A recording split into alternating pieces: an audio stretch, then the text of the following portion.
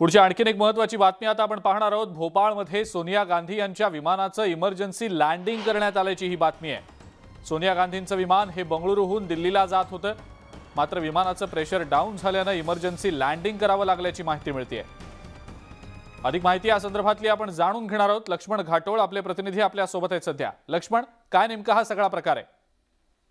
काँग्रेसच्या माजी अध्यक्षा असलेल्या सोनिया गांधी आणि राहुल गांधी हे यांचं विमान जे आहे त्याचं इमर्जन्सी लँडिंग करण्यात आलेलं आहे। बेंगळुरूवरून दिल्लीला हे विमान निघालेलं होतं, मात्र विमानामध्ये प्रेशर डाऊन झाल्याची माहिती आहे आणि हे प्रेशर डाऊन झाल्यामुळे या विमानाची इमर्जन्सी लँडिंग जी आहे ती भोपाळ विमानतळावरती करण्यात आलेली आहे। साधारणतः 40,000 फूट उंचीवर उडत असलेलं हे विमान अचानकपणे 12,000 फूट उंचीवर आलं आणि त्यामुळे वैमानिकाची ही बाब लक्षात आली की विमानाचं प्रेशर डाऊन झालेलं आहे। त्यामुळे एक इमर्जन्सी कॉल जो आहे तो देण्यात आला आणि हा इमर्जन्सी कॉल मिळाल्यानंतर हे विमान जे आहे ते थेट भोपाळ विमानतळावरती लँड करण्यात आलेलं आहे आणि ही सुरक्षित लँडिंग देखील झाल्याचं कळत आहे।